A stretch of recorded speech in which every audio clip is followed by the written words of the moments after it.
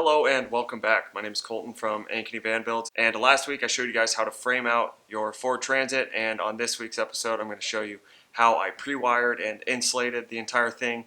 I wasn't planning on filming a video and showing how to do this because I thought it was just throwing a few wires in and pretty self-explanatory, but as I was going through it I realized there was a lot of value I could bring to you guys. So I'm going to go through everything, show you how I wired it, why I wired it that way, and same with the insulation. So before I waste any more of your guys' time, like the video, leave a comment down below. Really, it doesn't matter what the comment is, that really helps my video get out to more people, and make sure you subscribe. Other than that, let's just get right into it.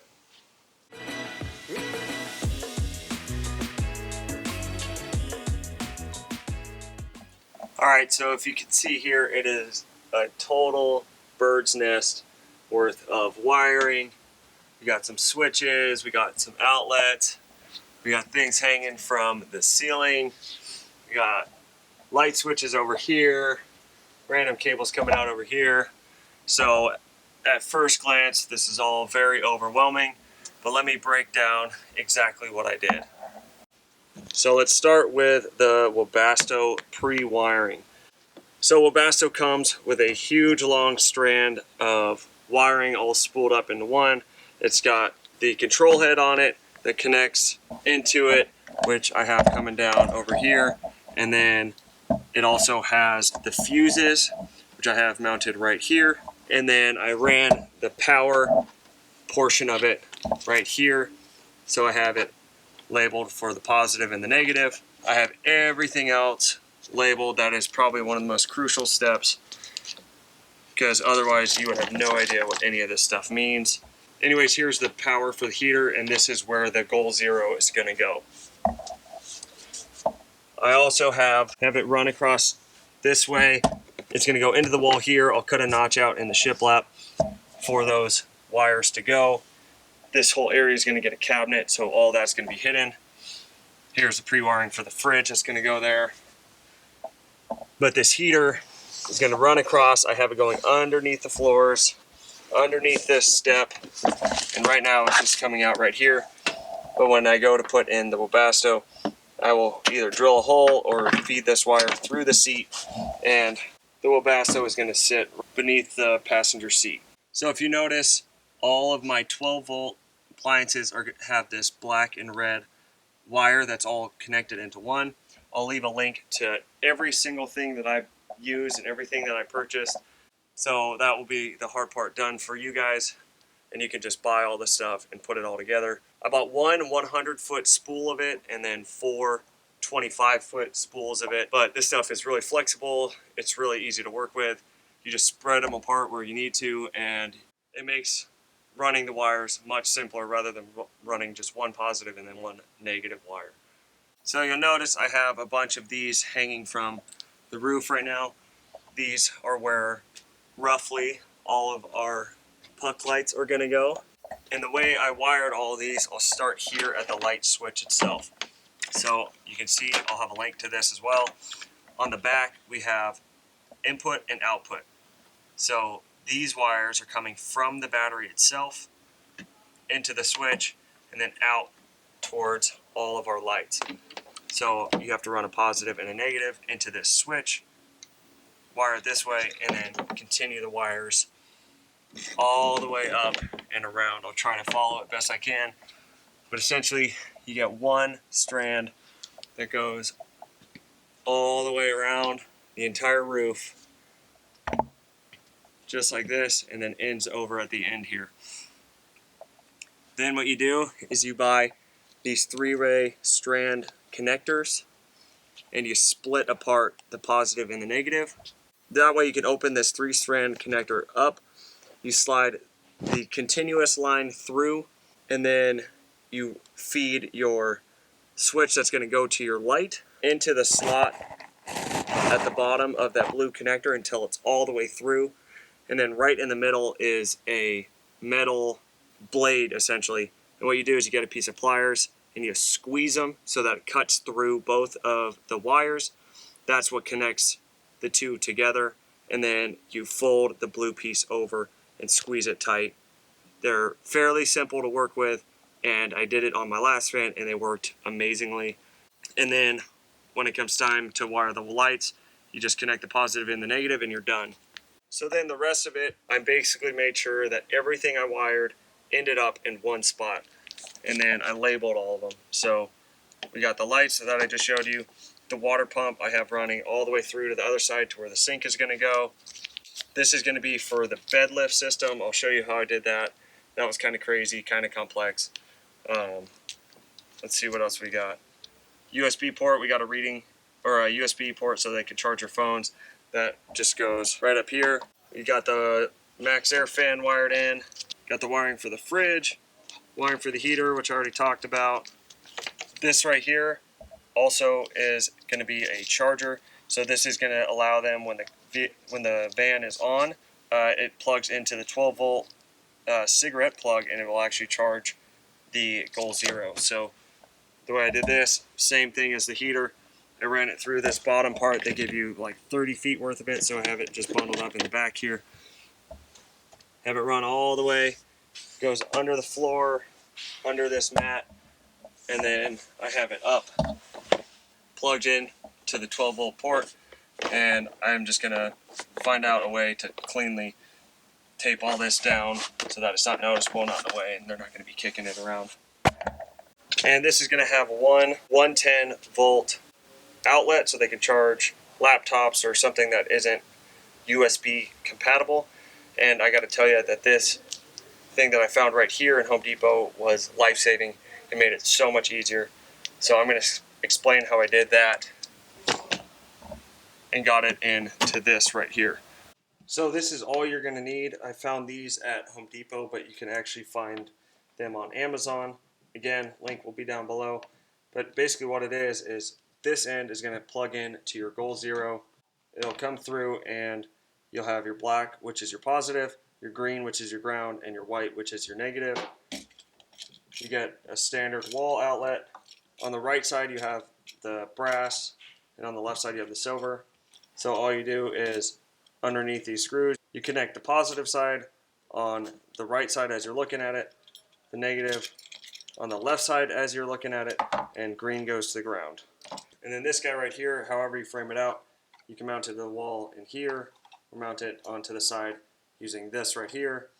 And then these screws on the top of this just go right in to there, and you have yourself a nice little junction box. And it makes wiring these things go so quickly. And this totally simplified the entire process. Okay, so now let's talk about the solar panels and how it's going to charge the Goal Zero. So right here we have, I believe this is called, I might butcher the names, but I'll have it all linked down below with the proper names. But I believe this is called the Anderson to MC4 charge controller. So it's got positive and the negative coming from the solar panels. And this is what plugs in to the high output, high input charger in the Goal Zero. So then we got these two cables. I have them all wound up because I bought 15 feet worth of it. I have it coming up behind the framework, through this slot here, across the roof, and into the ceiling. Through a hole that I drilled, I used 1.5 inches. It was plenty big. After I drilled the hole, I filed it down, painted it, and then wrapped it with electrical tape so that it's not going to rub against the cables. And then those two cables connect into these charge connectors. So we have the positive and the negative from each solar panel tying in to each one of these right here, which connects it into those two strands. So that's what wires the panels together. And this has two 200-watt Renogy solar panels, and I have them mounted using the solar mounting brackets with the self-tapping screws, and then I covered it all with lap sealant so that there would be no leaks. Now, speaking of Renogy, I actually just received an email a couple days ago from them asking if I wanted to partner with them and become an associate with Renogy.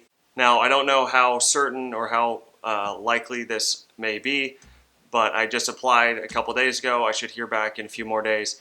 So if you see down below a discount code with either my name or whatever it is, that will be in the description. You'll be able to receive a discount through me, and I will receive a little bit of a commission from the solar panels that they sell. Obviously, I stand behind Renogy. I've used them in every camper van that I built out this far. I think they're great solar panels, super easy to use, high quality, and durable. So I'm super excited that they reached out to me, and I would happily promote their product. So as of right now, I'm not officially signed up with them, but I could be in the future. So look in the description below to see if it actually went through or not, and you can use my code, get a certain percentage off. I don't know what that is yet, but I thought that was exciting, and I'm pretty stoked about it. So anyways, back to the video. Now for the installation is super basic. I have a video that I'll link up top that goes over exactly how I did it for the ProMaster. I did nothing different on this one.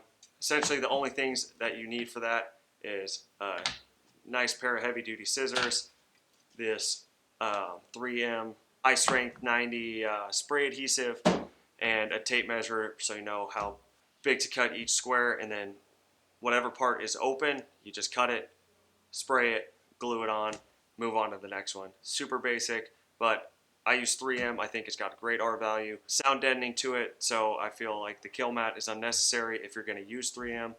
All right, so for this bed lift setup, I'm going to do my best to explain it, but it was really confusing. So essentially what it is there's 4 actuators. Each of them just have one positive and one negative, and they all need to connect into the switch and then the battery. So what I did is I ran one wire from this end of where the bed is going to go to this end, and same thing on this side. So this end to this end right here. And then I needed one positive and negative to connect up and around to the other set of wires like this on the other side.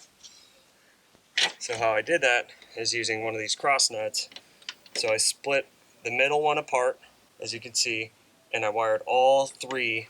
So actually I cut it first, split them apart, and connected all 3 of the positives and all 3 of the negatives into one.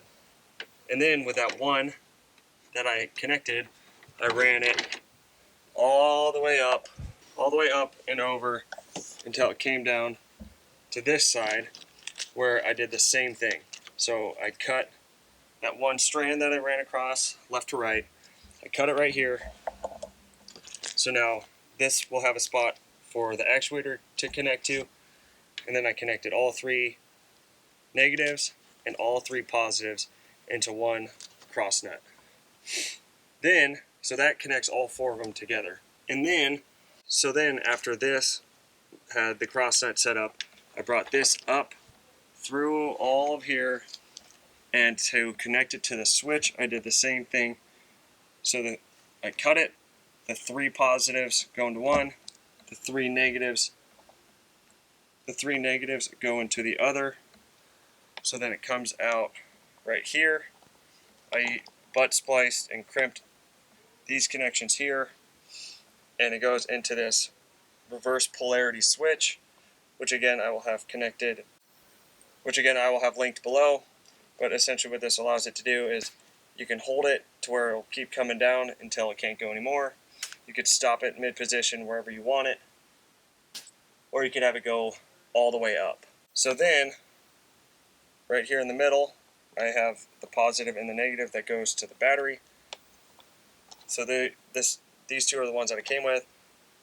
I butt spliced and crimped here, and this comes all the way down right here, and this is what will connect into the bus bar, which then connects into the battery. Now all those positive and negative wires that I have spooled up at the bottom will go into one of these fuse blocks. The way it works is from the goal 0, you have the negative and then the positive up top. That's what powers this whole block, and then on the ends of each of these you have these screws that you can wire the positive terminals into here and include a fuse, and all the negatives go up here, and that's what sends the electricity to all of your 12-volt appliances. As you can see here, I have all the ceiling and the walls prepped, so tomorrow all those will go up. So next week's video I'll show you how I do all of that, and I will include showing what this will look like once it's all said and done. So look for that video next week. And to do all of that, I essentially just used one of these stripper and crimper tools and wire cutters. Not the best quality. if you can. I ordered better quality ones, but they didn't show up in time, so I'll have to use those on the next build. But this got me through all of it, so I guess I can't complain too much. Now, I apologize. I know that was a total crash course. I hope that cleared up some questions. But essentially, pre-wiring is just knowing exactly what you want and where you want it, running the wires to where they need to go. And it takes a lot of prior planning to be able to figure all that out. You can't just wing it. I hope it answered some questions, but I'm going to end this video here. If you haven't already, make sure you consider subscribing, and I'll see you guys next week. See ya.